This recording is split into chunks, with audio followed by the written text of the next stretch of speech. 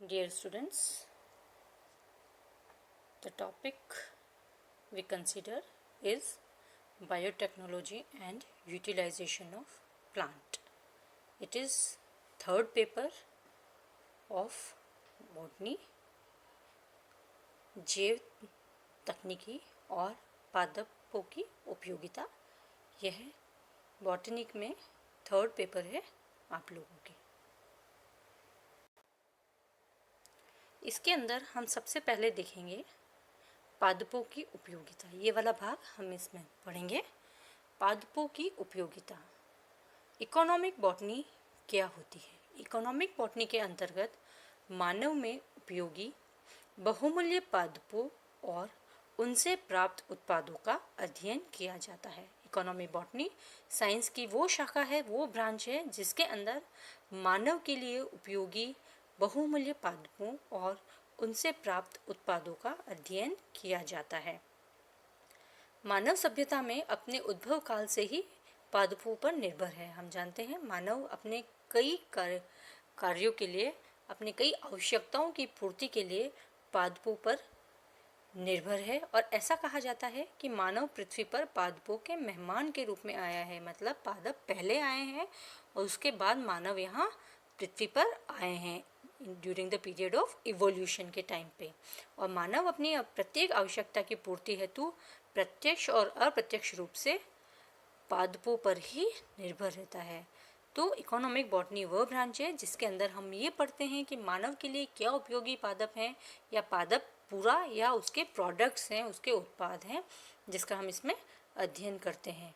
आरंभिक विकास की अवस्था में मानव जंगली फल फूलों के माध्यम से अपना भोजन प्राप्त करता था।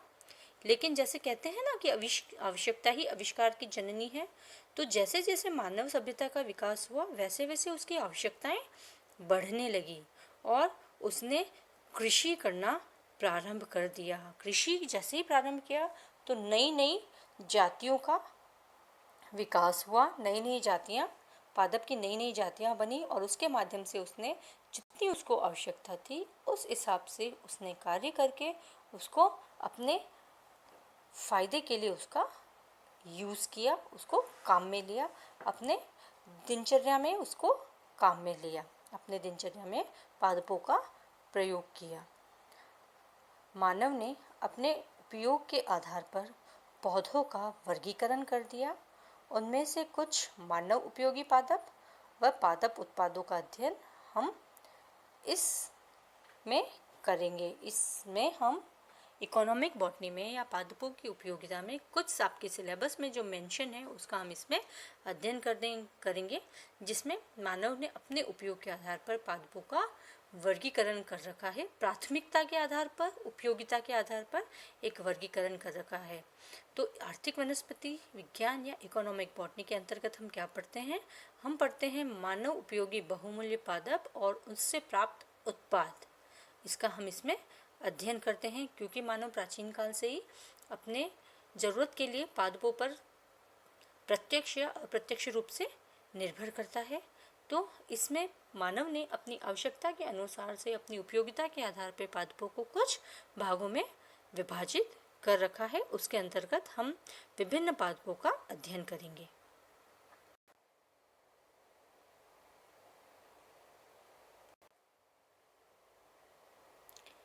यहाँ पे एक लिस्ट दी गई है जो महत्वपूर्ण हेडिंग्स हैं जिनके अंदर हम इकोनॉमिक बॉटनी में आने वाले पादपों का हम अध्ययन करेंगे।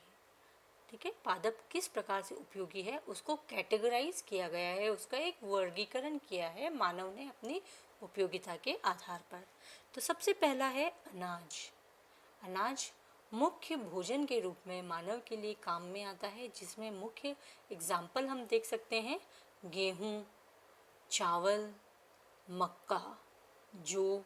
ये सब जो मुख्य रूप से अनाज भोजन के रूप में काम में आते हैं, जिनका उसको इस कैटेगरी में रखा गया है, वो अनाज हैं। उसके बाद सब्जियां जैसे आप सब जानते हैं लौकी, भिंडी वगैरह, बैंगन, टमाटर, आलू, प्याज, ये सब सबऑर्डिनेट फूड होते हैं। उसके कई विकल्प होते हैं जो मुख्य रूप से उसके लिए काम में आते हैं। फिर है फल, कई वैरायटी के फल पाए जाते हैं। इसमें आप इसका अध्ययन करेंगे कि किस तरह से उनका कल्टीवेशन होता है। ये फल भी मानव के लिए काफ़ी उपयोगी होते हैं, कई न्यूट्रिएंट्स उनको प्रोवाइड करते हैं। फिर है मसाले व सुगंधित पदार्थ। मसाले, स्पाइसेस, आप जानते हैं जब सब्जी बनती है तो उसके अंदर मसाले डलते हैं। तो जितने भी प्रकार के मसाले हैं जो कि हमको पादप या पादप के भाग से प्राप्त होते हैं, उनका अध्ययन हम इसमें करते हैं, मसाले और सुगंधित पदार्थ के रूप में करते हैं। फिर आता है रेशे।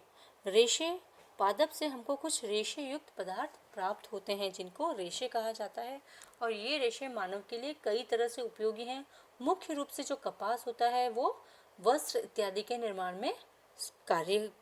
में उपयोग होता है, तो रेशे भी अत्यंत महत्वपूर्ण है। इसके बाद है इमारती काष्ठ व ईंधन काष्ठ। इमारती लकड़ी वह लकड़ी जो कि फर्नीचर बनाने के काम में आती है और वह मकानों में भी कई बार काम में आती है।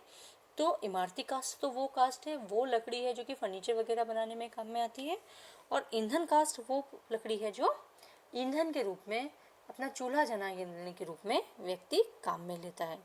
उसके बाद है तेल। तेल पादप अलग ही होते हैं, उनसे तेल, कई सीड्स होते हैं जिसके कई पादप होते हैं, उनके सीड्स या बीज में से तेल निकलता है, उसको तेली पादप कहते हैं। और वो हैं जैसे सरसों है, मूंगफली है, कैस्टर है, तिल है, इस तरह के पादप का अध्ययन इसमें करते हैं। उसके बाद है शर्करा व स्टार्च। जिन पादप से हमको शर्करा प्राप्त होती है या स्टार्च प्राप्त होता है उसका अध्ययन हम इसमें करते हैं। औषधीय पादप, जैसा आप जानते हैं मेडिसिन में एक ब्रांच है आयुर्वेद। आयुर्वेद में बीमारी का इलाज मुख्यतः पादपों के द्वारा किया जाता है और उन पादप को कहते हैं औषधीय पादप। औषधीय पादप सर्पगंधा, अश्वगंधा, ब्राह्मी इत्यादि जड़ी बूटियाँ जो होती है वो औषधीय पादप के रूप में आती हैं। और उसके बाद है रबर व रबर क्षीर। रबर भी आपने नाम सुना होगा और आपने देखा भी है। रबर जो मुख्यतः काम में आता है, टायर वगैरह बनाने के काम में आता है, तो वो रबर इसमें है। तो ये जो मुख्य हेडिंग्स है, जितने भी पादप मानव की उपयोगिता के लिए आते हैं, उन पादपों को उपयोगिता के आधार पर, उनके सोर्स के आधार पर इन मुख्य 10 प्रकार में बांटा गया है। पहला है अनाज, दूसरा सब्जियां, तीसरा फल, चौथा मसाले व सुगंधित पदार्थ, पांचवा है रेशे, छठा इमारती काष्ठ व ईंधन काष्ठ, सातवां तेल, 8वें नंबर पे है शर्करा व स्टार्च, 9वें नंबर पे है औषधीय पादप और 10वें नंबर पे है रबर और रबर क्षीर।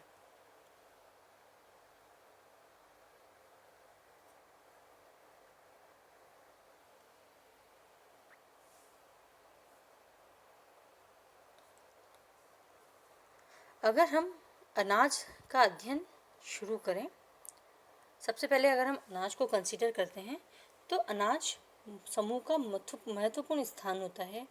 विश्व की संपूर्ण जनसंख्या अपने भोजन हेतु अनाज पर ही निर्भर रहती है और किसी भी राष्ट्र की आर्थिक स्थिति उस देश में अनाज की उपलब्धता पर निर्भर करती है। मतलब ये मुख्य भोजन होता है जो कि हर एक व्यक्ति को चाहिए रहता है। तो सेरेल जो शब्द है, अनाज को इंग्लिश में सेरेल कहते हैं। सेरेल शब्द की उत्पत्ति ग्रीक भाषा के शब्द सेर से हुई थी, जिसका अर्थ है अनाज की देवी। पहले प्राचीन ग्रीक सभ्यता में अनाज की देवी को सीर के नाम से जाना जाता था और उसी के आधार पर सेरेल नाम दिया गया है। उपोष्ण और उष्ण पहाड़ी क्षेत्रों को अनाज का उत्पत्ति स्थल माना गया है। अनाज की उत्पत्ति मुख्यतः उपोष्ण और उष्ण क्षेत्रों में पाई जाती है। सर्वप्रथम मोटे अनाजों की खेती प्रारंभ हुई जिनको मिलेट्स कहा जाता है, और वास्तव में ये कौन से कुल के पादप होते हैं? ये पोएसी कुल के, जिसको हम ग्रैमिनी कहते हैं, उस कुल के पादप होते हैं। ये एनुअल ग्रास होती है, आपने सेकेंड ईयर में पढ़ा होंगे ना कुल, उसके आधार पर कुल पोएसी कुल या ग्रैमिनी कुल के पादप होते हैं जो कि ग्रास होते हैं मुख्यतः और धान्य फसल के अंतर्गत आते हैं। इस कुल के सदस्यों का फल कैरियोप्सिस होता है। जो अनाज निकलता है, अनाज का जो दाना होता है, जो धान होता है, वो किस तरह का फ्रूट होता है? कैरियोप्सिस तरह का होता है। और ये अनाज जो होते हैं ये दाने कहलाते हैं। पोएसी के सभी सदस्य एक बीजपत्री होते हैं और कुछ बीजपत्री पादप के फल या बीज अनाज के रूप में काम में आते हैं, जिसे प्रीडोसेरल्स कहते हैं, कूट अनाज कहते हैं जिसको कुछ हैं। तो अनाज मुख्यतः पोएसी या ग्रामिनी फैमिली के मेंबर्स होते हैं, ग्रास फैमिली होती है, घास कुल के होते हैं, एक वर्षीय होते हैं, एनुअल्स होते हैं। इनका जो फ्रूट होता है उसका कैरियोप्सिस तरह का होता है, उसको हम दाना कहते हैं या अनाज के रूप में मानते हैं। जो अनाज को इंग्लिश में सेरेल कहते हैं, जो सीर शब्द से निकला है। सीर को प्राचीन ग्रीक शब्द है, वहाँ पे सीर क्या थे, अनाज की देवी का नाम था सीर। तो सेरेल्स को भी मुख्यतः 4 भागों में विभाजित किया जा सकता है। मुख्य अनाज जैसे कि गेहूं, चावल, मक्का। गौण अनाज जैसे जई, राई, जौ। मोटे अनाज जैसे ज्वार, बाजरा, सभा। कूट अनाज जैसे कुट्टू, सिंघाड़ा। ठीक है, तो मुख्य रूप से अनाज को भी आगे फर्दर डिवाइड किया गया है, आगे विभाजित किया गया है। 4 प्रकार हैं। मुख्य अनाज जो है गेहूं, चावल, मक्का, जो आपकी दैनिक दिनचर्या में हमेशा के लिए भोजन के रूप में आवश्यक पदार्थ है। उसके अलावा गौण अनाज है, ये वो वाले अनाज है जो सिर्फ कुछ पर्टिकुलर क्षेत्रों में ही इनका उत्पादन होता है और वहीं पे इनका यूटिलाइजेशन, इनकी उपयोगिता होती है। ये वाले हैं गौण अनाज, जई, राई और जौ। तीसरे हैं मोटे अनाज जैसे ज्वार, बाजरा, सभा। ठीक है, तो ज्वार, बाजरा आपने नाम सुन रखा है, ये मोटे होते हैं, दाने होते हैं, इनके गोल दाने के रूप में पाया जाता है, और सामा जो हम खाते हैं। चौथे नंबर पे है कूट अनाज। ठीक है, जैसे कुट्टू, सिंघाड़ा, ये भी इनको भी अनाज के रूप में माना जाता है, कूट अनाज, क्योंकि ये पूरे जैसे फ्रूट होते हैं, फल होते हैं, जिसको कूट के पीस के इनका पाउडर बनाया जाता है और व्रत इत्यादि में इनका उपयोग किया जाता है। तो 4 प्रकार के अनाज हैं, मुख्य अनाज, गौण अनाज, मोटे अनाज और कूट अनाज। अब हम देखेंगे कि अनाज का आर्थिक महत्व क्या है। हम अच्छी तरह जानते हैं अनाज मुख्य भोजन है जो दैनिक जीवन में हमें उपयोगी रहता है। तो पहला है, अनाज में कार्बोहाइड्रेट प्रचुर मात्रा में होते हैं, साथ ही प्रोटीन, वसा व विटामिन सी भी पाए जाते हैं। ये मुख्य सोर्स है कार्बोहाइड्रेट्स का, और इसके साथ इसमें प्रोटीन, वसा और विटामिन सी भी उपस्थित होते हैं। दूसरा, जीवन चक्र छोटा होने की वजह से कम समय में अधिक फसल ली जा सकती है। इसका जीवन चक्र छोटा होता है, जैसे आपने पढ़ा होगा ना, खरीफ और रबी की फसल, तो एक साल के अंदर 2 फसल आ जाती है। तो जब जीवन चक्र होता है, छोटा होता है, तो इसकी फसल या इसका उत्पादन प्रचुरता में हो सकता है। तीसरा, इसमें अनुकूलन क्षमता अधिक होती है, अतः किसी भी जलवायु में अपने आप को अनुकूलित कर लेते हैं। ये जो अनाज हैं किसी भी जलवायु में अपने आप को अनुकूलित कर लेते हैं। अगर हम राइस का एग्जाम्पल लें तो राइस जम्मू कश्मीर से लेकर केरला तक सब जगह उगता है बहुतायत से। तो ये अपने आप को किसी भी जलवायु में अनुकूलित कर लेते हैं, वहाँ ये ग्रो कर लेते हैं और वहाँ के पीपल को, वहाँ के लोगों को अच्छे से अवेलेबल हो जाते हैं और वो इसको अपना मुख्य भोजन बना लेते हैं। चौथा है, अनाज की प्रकृति शुष्क होने के कारण इनका संग्रहण व परिवहन आसान होता है। आपने देखा होगा गेहूं, चावल, मक्का के दाने बिल्कुल शुष्क हो जाते हैं और इनका भंडारण बहुत आसान है, इसमें डिजीजेस कम लगती है भंडारण के बाद, और एक स्थान से दूसरे स्थान पर इनका परिवहन भी बहुत आसान होता है। 5वें नंबर है, पकाने में आसान होते हैं, मतलब बहुत बेसिक कंडीशंस इनके लिए ज़रूरी रहती है कि हम इनको बहुत आसानी से पका के अपने भोजन के रूप में यूज़ कर सकते हैं, उपयोग कर सकते हैं।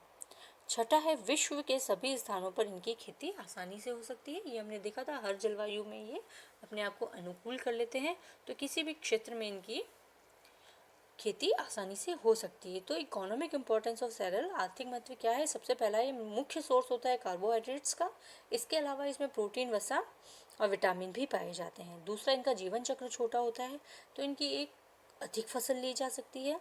तीसरा, इनकी अनुकूलन क्षमता अधिक होती है, तो ये किसी भी क्लाइमेट में अपने आप को अनुकूल कर लेते हैं और वहाँ इनको हम उगा सकते हैं।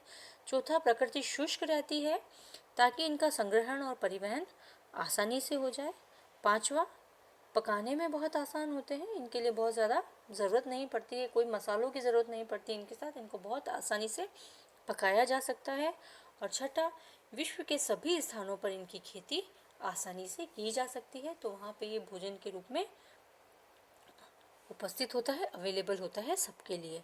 एक पॉइंट और है कि अनाज एक जो देश की इकोनॉमी में भी बहुत हेल्प करता है, आर्थिक स्थिति में भी जो मदद करता है किसी भी देश की।